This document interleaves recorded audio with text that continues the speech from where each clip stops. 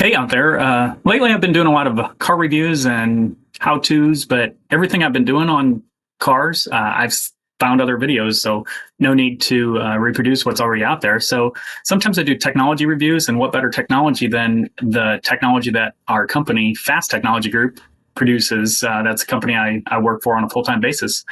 And before I do, well, first I wanted to let you check out my new racing seat. I just bought on Walmart, $99. So you can check that out. Anyway, also I like to share the verse of the day. Here goes. Do not store up for yourselves treasures on earth where moths and rust destroy, but store up for yourselves treasures in heaven where nothing can destroy. That's a real challenging verse, especially for somebody that does a lot of cars and things like that.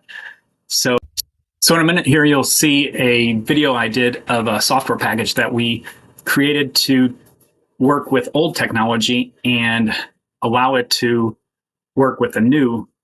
And you'll see in this up above me is an old bitjet inkjet printer that is used in industrial printing and mailing applications. It's 1990s technology. We're getting rid of that. That's why I have the X over it. And we're replacing it with newer, more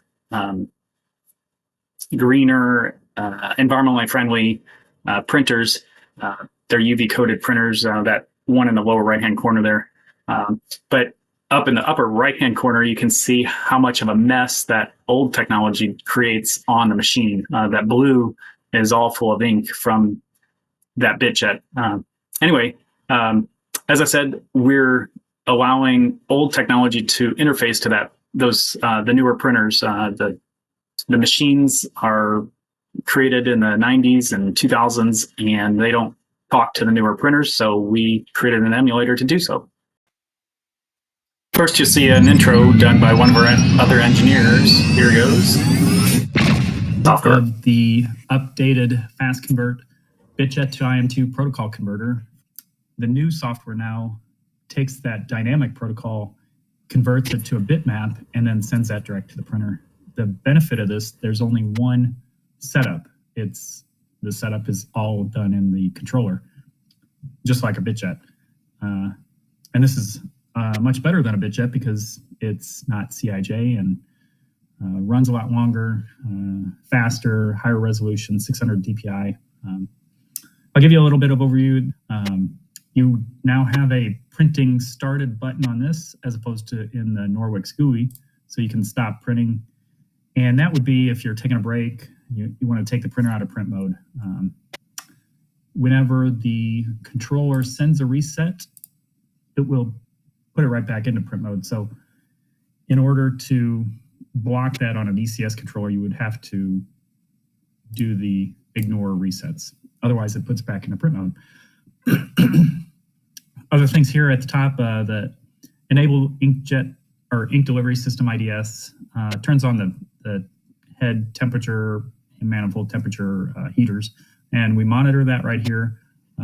So green would be at threshold where you want to print.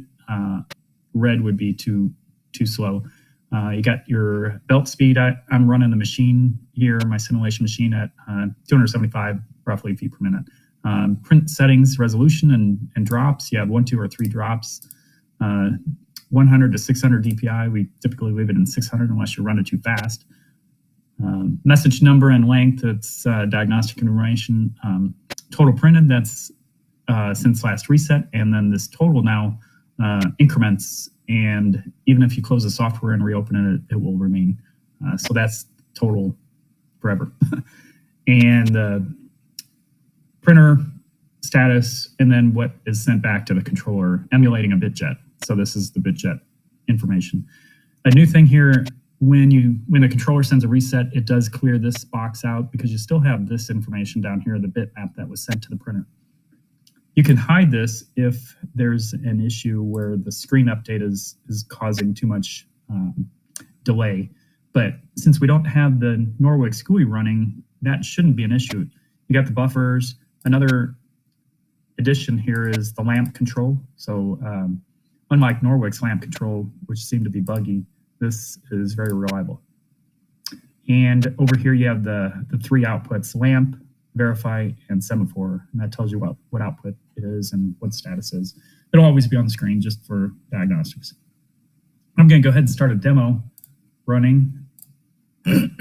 And it's matching the speed of the conveyor. And what I did was I took the verify output and tied it back into the print go input, so that way I can continually run a demo here. And what we're showing here is the dynamic information.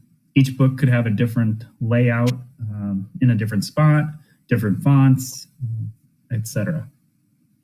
And I think that's it for this update. There's a couple of videos I took actually on the line. You can see the addresses going through. You can hear the machine running in the background a little bit. Books going down the line, all different books, different address positions and fonts and layouts, sometimes maps and even graphics of what have you. It's UV cured, so that's what that lamp is after the printer. And here it is with the camera inspection. You can see the lights there, all green. That's inspecting the barcode on the printed piece, and you can see all the way down the line there. Zoom in on the print head itself and the installation there.